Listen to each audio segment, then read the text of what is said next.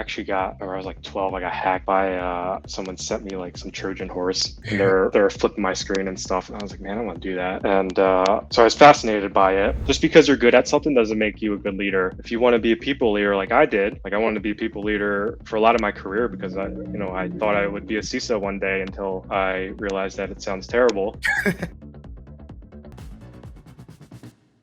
I know we've talked about this for a very long time and how I've been saying I was going to invite you on the platform to just have a conversation, but it's never happened. I feel like that's the same with like most of my guests because I'm just like, yeah, I got to have you on the platform and just like never say something up. But we finally did it. So that's great. Yeah. Thanks for having me. Yeah, most definitely. So, I mean, we've known each other for about 2 years plus now. I think we met on Twitter or so when you were trying to recruit me to Datadog. And you were my previous manager before you moved on to other things. But let's talk about you, like who you are, what do you do? And yeah, let's go into that. Yeah, I'm just some dude who grew up in New Jersey. I, got my first computer when I was really young and just loved messing around with it. Had to figure out what I wanted to do in college, so I did the computer science thing, and I graduated a computer science degree, and I started working in IT. Security wasn't as big back then when I started my career. It was just starting to emerge, and like this was way before ransomware. And yeah, I just started at a very small company doing pretty much everything IT related. They had a custom application, so I was supporting a custom .NET application and administering their Active Directory and troubleshooting printers and doing all that fun stuff. Yeah. So I was having a tough time. I knew I wanted to do security. I was fascinated by it when I actually I was like 12, I got hacked by someone sent me like some Trojan horse, and they're flipping my screen and stuff. And I was like, man, I don't want to do that. And so I was fascinated by it, and people were kind of doing it back 15 years ago, 10 years ago, and it was very tough because there weren't a lot of roles. So I convinced my first employer to let me do security stuff, even though they didn't know what I was doing. So I pretty much created a job for myself, and it wasn't anything crazy because I didn't know what I was really doing. So a lot of it was writing policy, which is extremely exciting, right? Vulnerability management, security awareness, and I was able to implement, like, I forget what it's called now, dynamic code scanning. So introducing security into the development lifecycle, really, really basic stuff. So I was creative and kind of created a job for myself, and I was able to have that title. And eventually I went into my first true security role. You want me to go through all that too? No, I think we can go over that like as we go through the conversation. So it seems like you had like a very, I guess, like I wouldn't say generic, but a more like popular, path into security where, went to college, did computer science, started at like, doing support, and then sort of created your own role, and then sort of use that to pivot into security. So I think something we actually talked about when we last spoke was specific pillars of your career that, beyond just like when you were starting out to where you are right now. So you've gone from basically being a, technical support engineer, help desk engineer, to now becoming a staff security engineer. And there are different pillars, across your career that I've pretty much held. And I think we had a really interesting conversation about that. I wanted to bring that to light. So could you like discuss what those pillars of your career have been from when you started to where you are to where you're at right now? Yeah, I would say that pillar, which is definitely not necessary these days, given all these people pivoting into security from different careers and being successful. But the pillar for me was almost a foundation. So the early part or my technical career was my foundation. I also worked in help desk, and that those roles contributed to sort of the soft skills pillar. People freaking out about their printers and their laptops and stuff, and being able to deal with someone who's totally irate.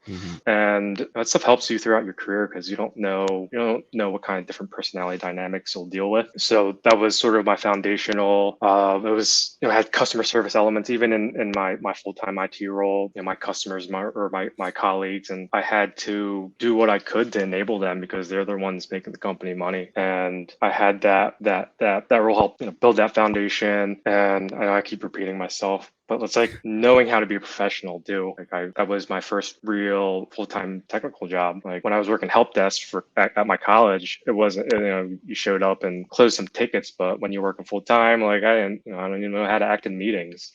So that was sort of helpful in that regard. So not really a pillar, so I didn't really answer your question. Yeah. I mean, when we spoke about it, it was more so like specific things that have sort of like helped you across your careers. Can you go into specifically, especially before now, where like everyone is like pushing like like, oh, network or like put yourself out there, stuff like that. Like back then when you were just like when things were a lot more tempered compared to now, like what networking was like and how that worked for you. Yeah, I actually missed that big part, so I'm glad you picked up on sort of the professional network and connecting people in the field. That was when Twitter was pretty young and Hmm. emerging, and a lot of security professionals were accessible on Twitter. And I just connected. I just started following all these different security practitioners and really seeing how they think. And everyone had a blog, so I'd be reading things they were posting, interacting with them as best as I could.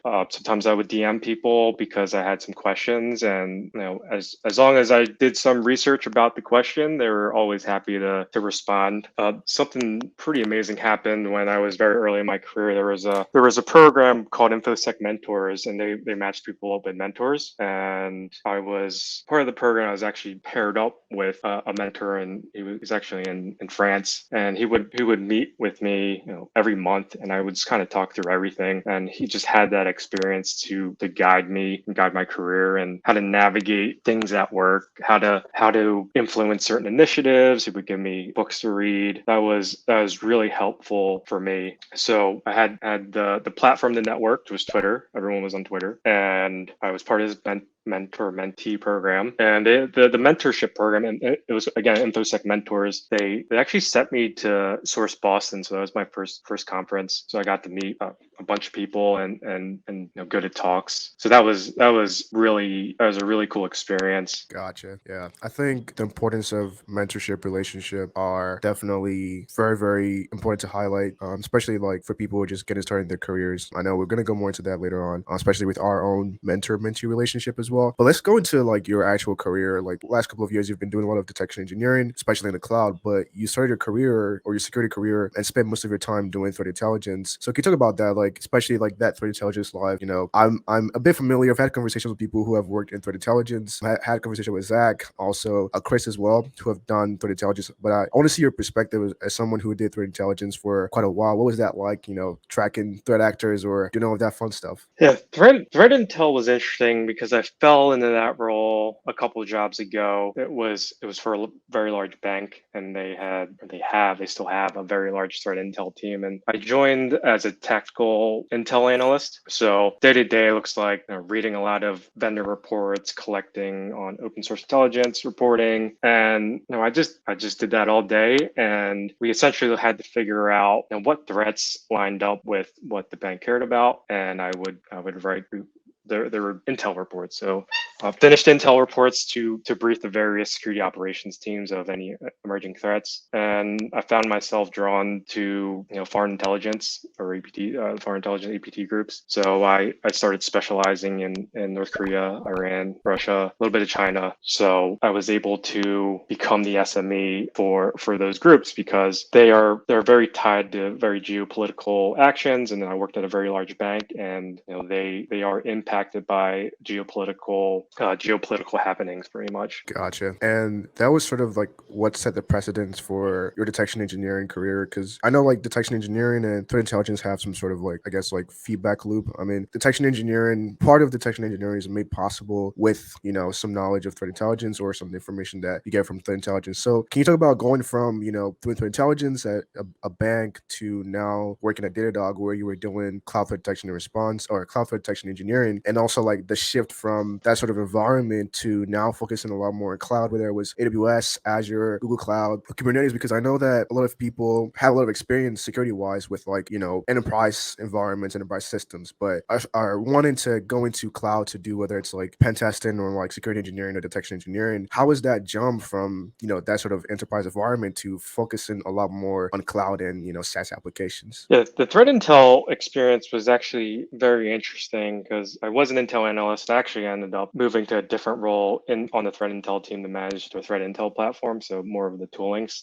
That was sort of just like a side quest in my career, but I didn't realize how powerful that experience was until that same employer, they would host these CTFs for the security team. They were really really good CTFs, and I was never a big CTF person. I don't think Hack the Box existed before I was at the bank. Maybe it did. Hmm. I didn't really do CTFs at conferences when I went. So I was like, I don't know if I want to do this CTF, but I just went for it. And I realized that I could chain attacks to get flags because I was so well versed in the different attack chains these different threat groups employ. So what that did was kind of start building these attack paths and these threat models in my head while I was doing CTFs. So the same parallels happen when you're writing detections, pretty much. So the intelligence piece and the detection piece were pretty much linked to each other because you had that knowledge of like these different groups or these different attackers or adversaries and how they operate. But I also want to dig deeper into like the cloud piece as well, right? It was, I mean, I don't know how much cloud experience you might have had while you were doing threat intelligence or how much, because I know like intelligence with like cloud or like detection engineering for cloud is sort of new because I mean, the threat actors are just now getting like actually like,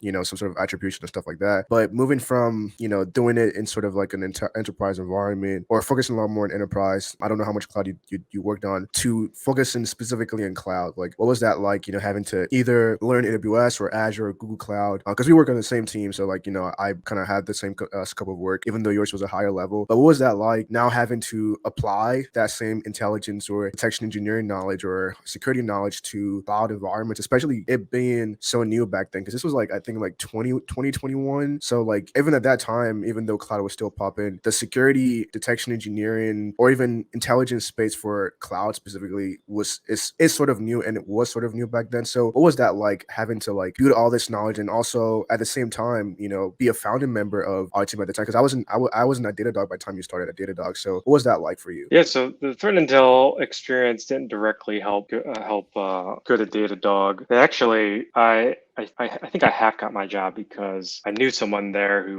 referred me, and I interviewed kind of well, and they kind of set the stage that I had pretty much no cloud knowledge. So I had no cloud knowledge, and I guess I did good enough because they did hire me as the first detection engineer, and I just had to do the job and learn it. I know that's not very helpful advice, but I was always on very small teams throughout my career, and I just go build stuff. I go build processes, talk to people. I kind of take the methodology of shipping early, shipping often, and not trying to make it perfect. And that's probably why you'll see some of the processes, or you saw some weird processes at Datadog. It's probably because I made them on the spot. But the understanding is someone's going to iterate on it, Mm. because sometimes it's the starting point is the hardest part. So that was one of the things that helped me as the first detection engineer at Datadog. Another thing that I always did was I would connect with as many people as I could in an organization, because you never know how you can help them is the most important thing. And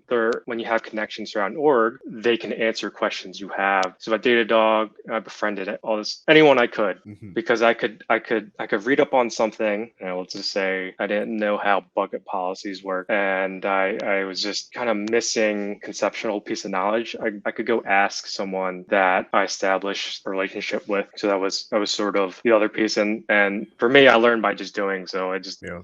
had to do it. Like I could not even make a pull request when I started, because none of my jobs required me to use Git. So I just I just took the initiative to get things done and learn what I can with the constraints I have. Yeah, I think that also kind of ties back into what we talked about earlier on about networking. Even though, you know, when we first talked about it, it was in the context of outside of, you know, your actual job, but it's also important to network within your organization as well, because ultimately, whatever you're doing in security, I mean, for us, it was, you know, product stuff. But even if you're within like an internal security team, like having that network of people within different orgs in the company helps actually get the results of the security goals you're trying to achieve. Like, 'cause ultimately, like security is there to support business, and also like we're not supposed to hinder people from doing their work. We're supposed to enable them to do their work safely. So I think like that networking piece is also important. Like if you're in a company, you're doing security with its product or internal security, like finding ways to meet people and actually like build those relationships is very important as well. I think that's something I also learned from you while you know we were working together, like building relationships. When I first started, I was like, I need there are things that I needed to do, and our team has a lot of cross functional pieces processes. So like you're always gonna I'm always gonna need help, or I'm always gonna need to collaborate with someone from another team. And now almost 2 years in, like I've built so many relationships across various teams, and that has helped me like get a lot of things done, because sometimes I'm like, oh, I need to get this done, but I don't have the resources or the access or even the knowledge to do it. I'm able to reach out to someone on this team, or able to like, send a message to someone on this team like, hey, do you know how this works, or like how do I get access to this? And in a matter of moments, I'm immediately unblocked from what I'm working on. And that's made possible because of the time I've invested in actually building those relationships, whether it's over like Slack, or even like when we do on sites, or even just like helping people out if they ask questions. So I think that's been very helpful. Personally, that's one thing I know I've learned a lot from, you at your time at Datadog. And also with with you talking about like, getting to an organization and then like, writing all these different processes and like actually getting stuff done. I think that's also really important, because sometimes we fall into the trap of like overthinking and like overanalyzing situations, and then we don't actually get things done. But like in the process of actually like, we're not necessarily seeking perfection, but we're getting things done, and then we iterate over it, like you said. And over time, these processes get better, whatever we're doing gets better, and ultimately we actually have results for, the work that needs to get done. And again, those are things that I because I remember I texted you, I was like, I found like a process you wrote like 2 years ago, and it's like really, really good. And I was like, I think I asked you like, like what was it like, how did you know to just like, create a process for something like this? And we had a conversation about that. So it's really cool to like hear from you, explain what that was like. The only thing I want to talk about was, working in the product space and security, right? So you've had experience working at, different product companies that do security. This is my first experience working at a product company. I've worked at MSSPs in the past, but it's not the same thing as working as at product companies. We've also had the experience of working in internal security as well. So I know like product and internal security have different goals ultimately, but like, again, it's all for security. But what is that like, working in product where your goal is to create security tools or mechanisms, whether it's detection mechanisms for a platform to support customers, versus working in internal security where you're there to protect the company itself? What's that difference like? Yeah, sort of unrelated. I went actually was very attracted to the Datadog position because the Cloud SIM product was very new, and it was in line the product, and I wanted to influence the product. I actually at that time I wanted to start a company after Datadog because they're very good at bringing products to market, finding a market fit, executing on it, and making a shit ton of money. And I wanted to learn that while doing a role that I know I could do. So that was a significant difference between detection engineering at Datadog and detection engineering what I'm doing now for an internal company. You're shaping the product. It's all about taking my expertise, talking to product managers, and I guess for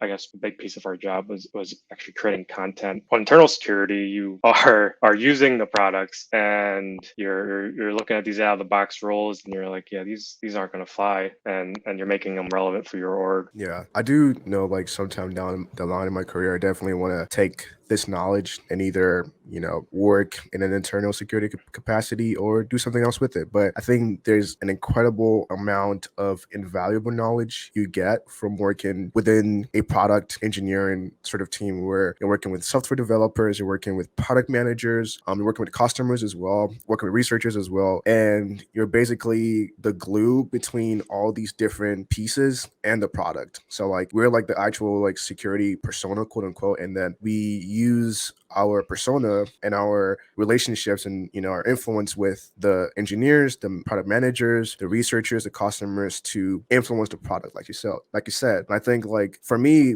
especially getting this experience earlier on in my career has just shaped a lot of my perspective, but also like having the opportunity to influence a lot of things with the product has also been very helpful with like several things, just like knowledge wise, or even like with understanding like products in general. Like prior to working at Datadog, I had no knowledge about product. Like I didn't even know like stuff like product managers existed, right? Like shipping features, or working with using your actual knowledge and experience to like influence new things or capabilities within a product. I think it's really, really cool, and I'm personally am grateful to have such an experience like earlier on in my career, because I think it's gonna definitely shape a lot of what I might do eventually in my career. Yeah, you nailed some of the great perks of working for a product company. Actually had so other product company security product company I worked for was a little bit different because I was professional service services with the Mm, product. And at Datadog, it's more on the content. And the big advantage of that, having that kind of experience when you're internal security, you just know how they work. You know how the mhm. sales org works. You know how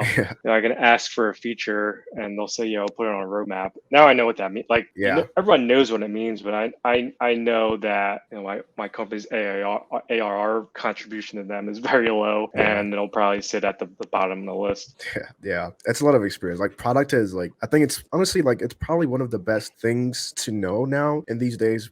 Aside from cybersecurity, because a lot of things are centered around like building products. Whether it's just for other things in general, like not just cybersecurity. Like people build products for different reasons, for different purposes, and understanding like what go to market is or what releasing the feature in like beta is or whatever that is like could really help in like several things beyond just like working in cybersecurity. And I think for me that's been really cool. Like when I hear people talking about stuff like, oh, like we released a new feature, or we're gonna put this on the roadmap, like you said, or like this is in beta, or this is our go to market strategy, stuff like that. Like stuff like that, I wouldn't have known what it means in the past, but having that knowledge is like definitely opened my eyes up to more than just like security stuff. Yeah, for sure. And product experience, and now a good amount of internal security experience that kind of sets me up for like the next evolution of my career is advising startups, and I can take the different perspectives: internal security, product, working in consulting, doing professional services, being able to take all those different perspectives and personas and advise a new startup to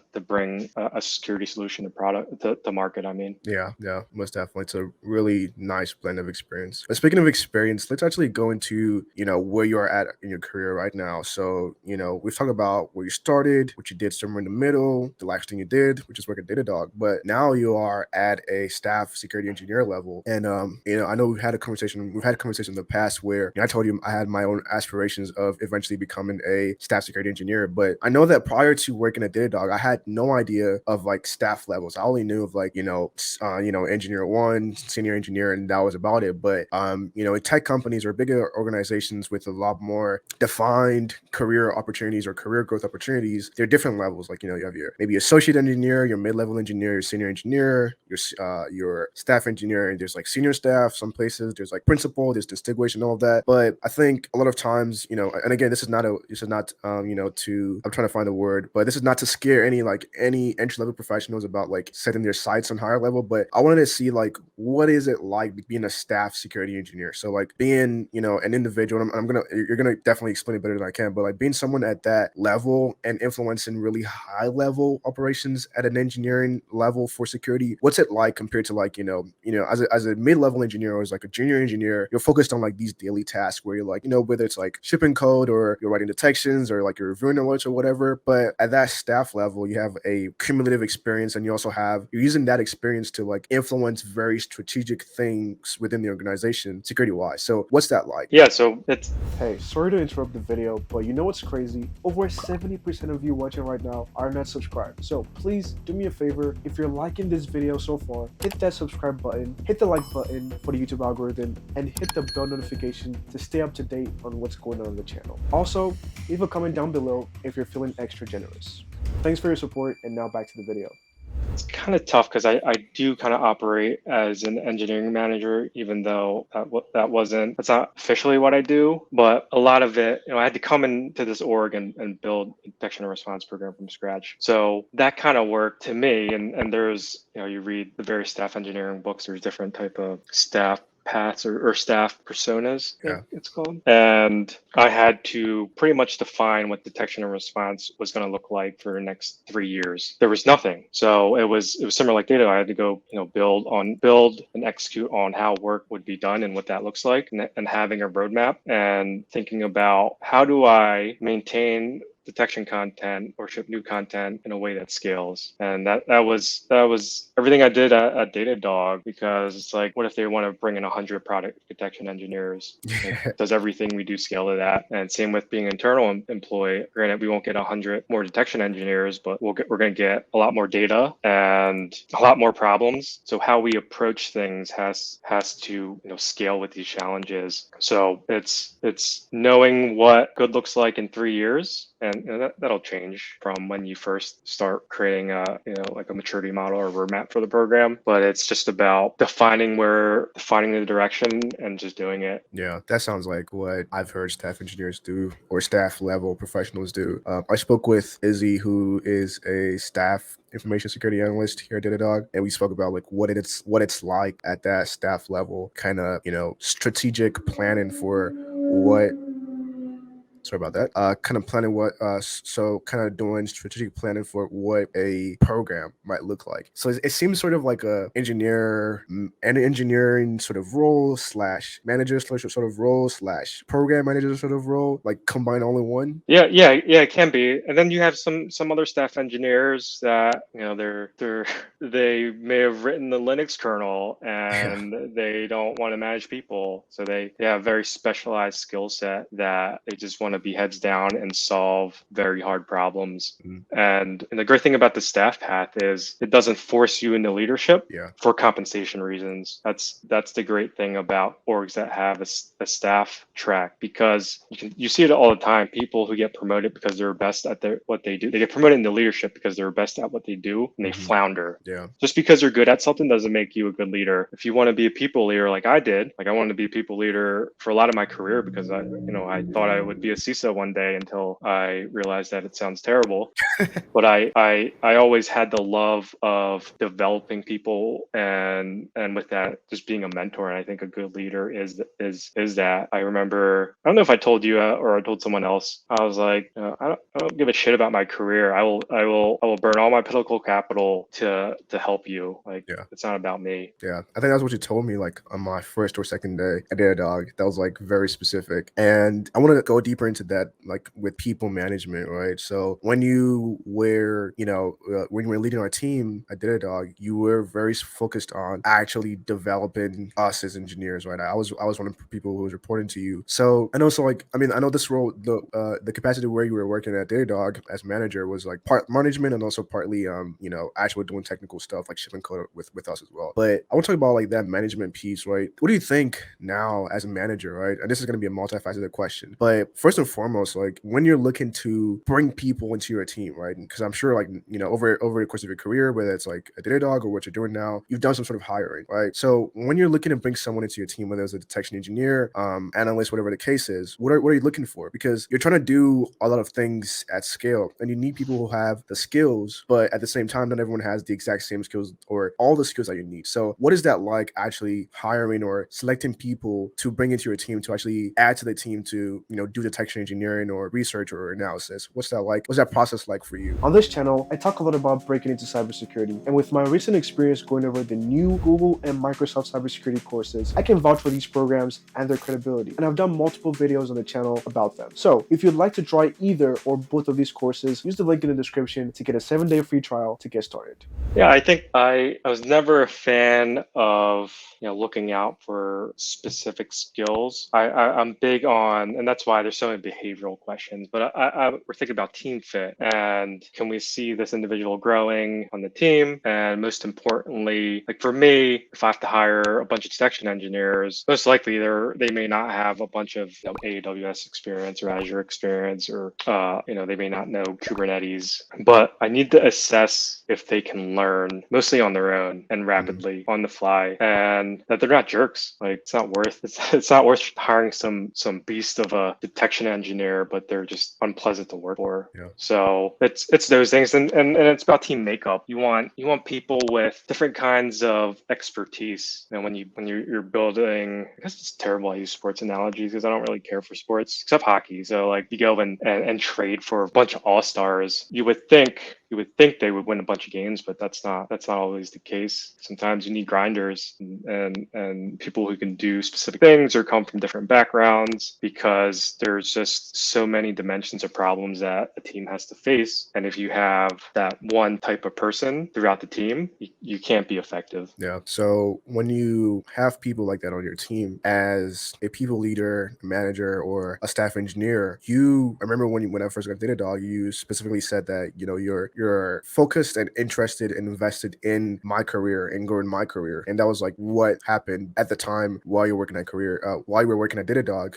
Not that my career has not grown since then, but I mean, like when you were there, it's like this is like what I'm gonna focus on, and that helped me a lot and still helps me till date. A lot of things that I learned, a lot of things that you showed me, a lot of conversations we had, it just whether it was like technically or career wise, were all very helpful. First and foremost, why do you take that approach to leadership? Why is it that you specifically focus on actually growing the people that you hire or people that work under you? And what is that approach like for actually growing those people who are within your team or report to you? Yeah, I was drawn to that approach by just replicating good leaders that I have. They were always invested in my career, and I just copied that. And it comes down to how do I, as a leader, make your life better and get you to the next level. And it's not like, I mean, it is, but it's not about like the next engineering level. It's about how do I grow you? And my goal is to get everyone promoted pretty much. And it makes it not about me, because I personally don't care about getting promoted, especially if I'm a people manager. I just want to make my team's life better. I want my team to grow. And even if if I was your manager and you were leaving for a better opportunity, I wouldn't be salty about it. I've had like I had managers a few jobs ago that they're very like offended that I left for a better opportunity. So that's sort of where that approach came from, and how I implement it. Like it's most orgs will have their career ladder thing to tell you how do you get to the next level. And we sat down with it and figured out what you could do to get to the next level. Yeah. And it's not, and I think probably with you, it's having more expertise in AWS probably didn't move the needle as much as doing all the other things that you had to do to get promoted. Yeah.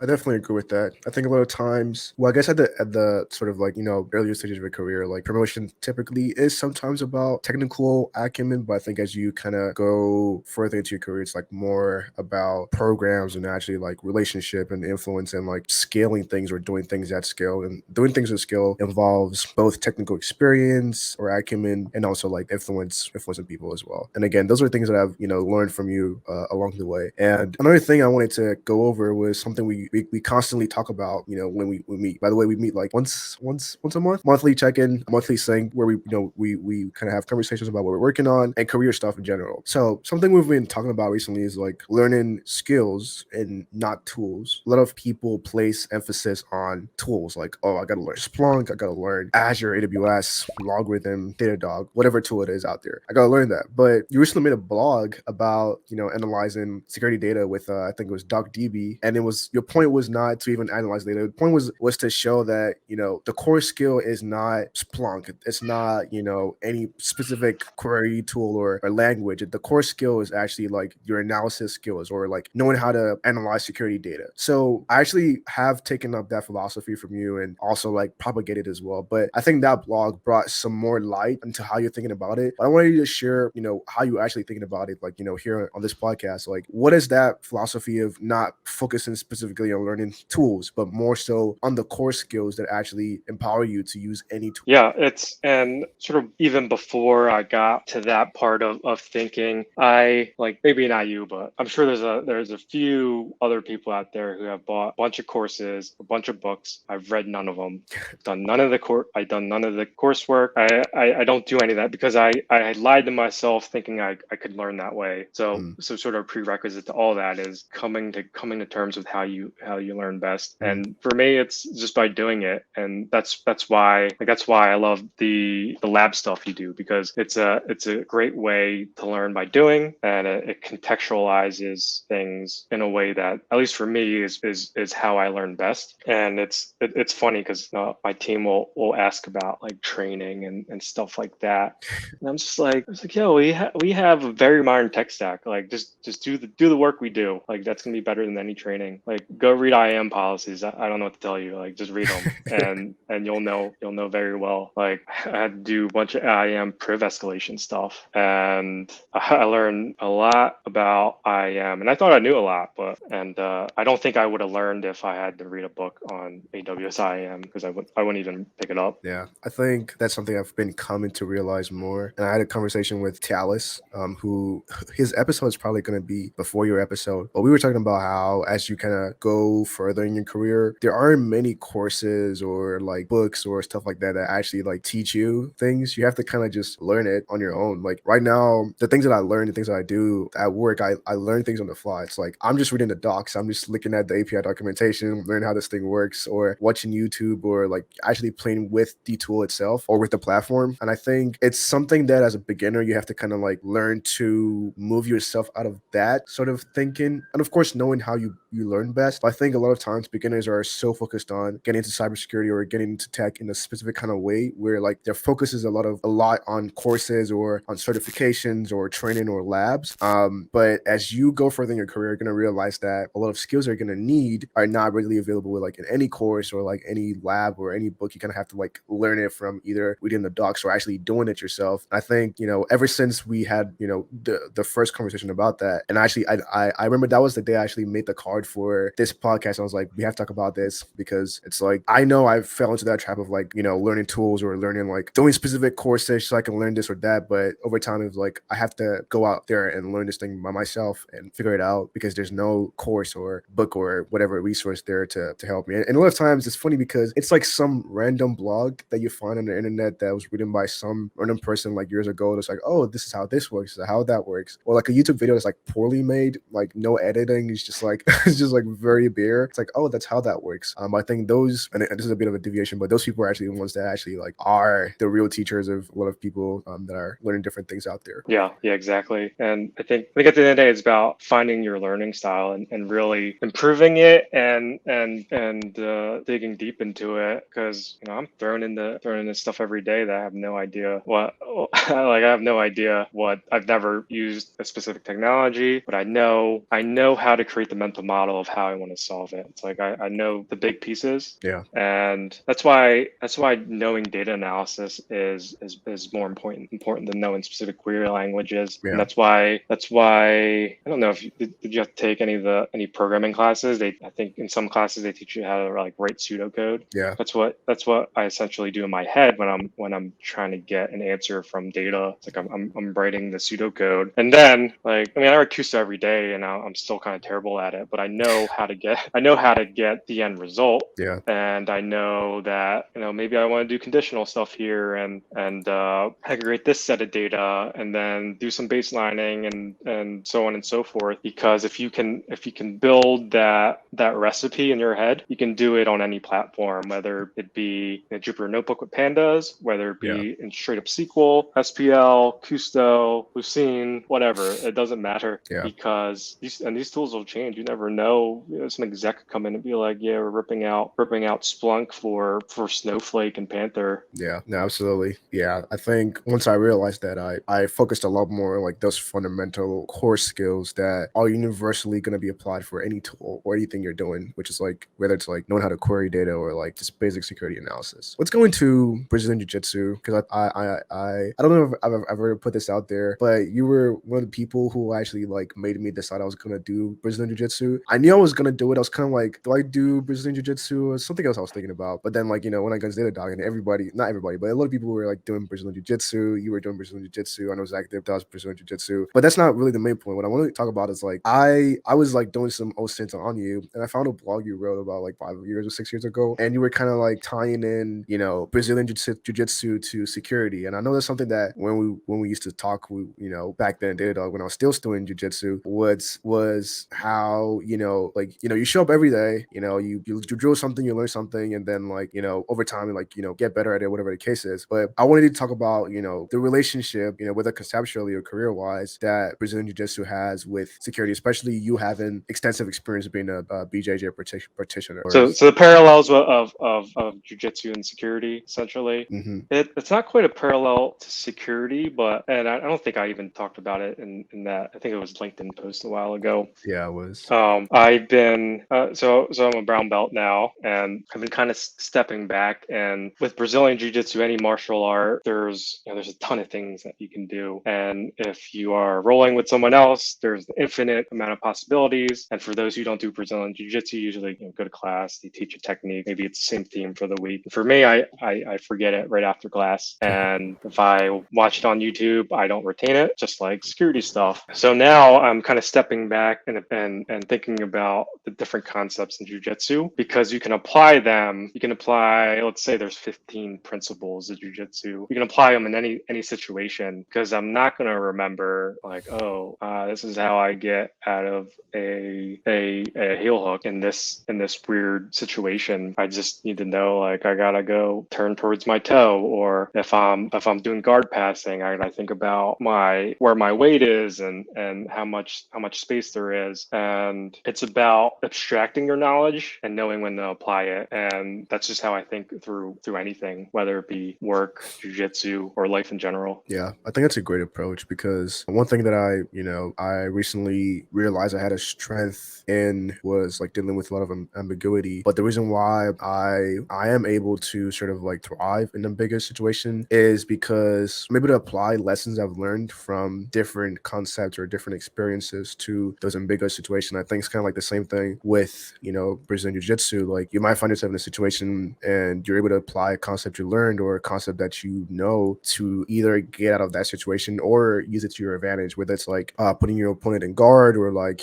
getting a choke, whatever the case is. I actually do miss it. I do plan on getting back into it sometime next year, when I'm gonna free up a lot more, and also being in a different place. I didn't want to start a new what's it called, it's not a subscription, membership. Yeah. I didn't want to start a new membership because I knew I wasn't gonna be here for too long. So when I find a new gym, I'm definitely gonna get back into it and start training again. But yeah, it's it's such a great thing. You're trying to exploit weaknesses in what they're doing, right? Yeah. A little bit of space can really change a position. Yeah. And that's what I love about it. Like, as you get older, like I don't want to sit in front of a computer. And one thing I will say, which may be not a popular opinion, but like, security is a job for me. It's not.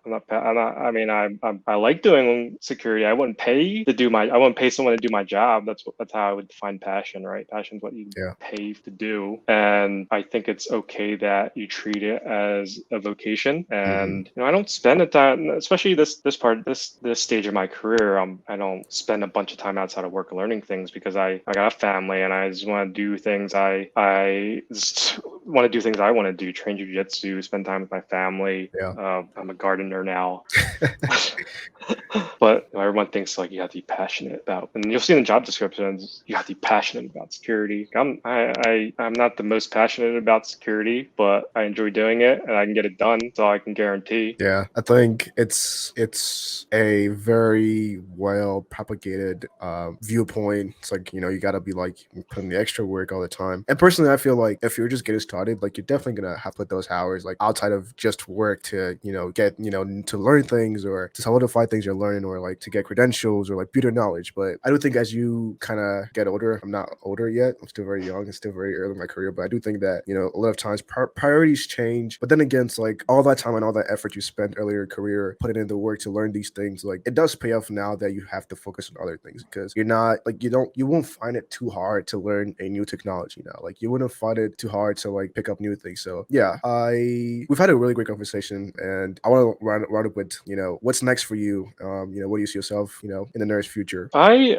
don't know what's next for me, and that's the cool thing about security, because you don't have to know. You can jump around, do different type of roles, and experiment. Like, you don't have to stay on one track. You don't have to be a malware reverse engineer person for your whole career. Yeah. So I don't know. I do want to get more of in a cloud security engineering role, and then do more startup advisory, and hopefully retire in a couple of years. But that's not very likely.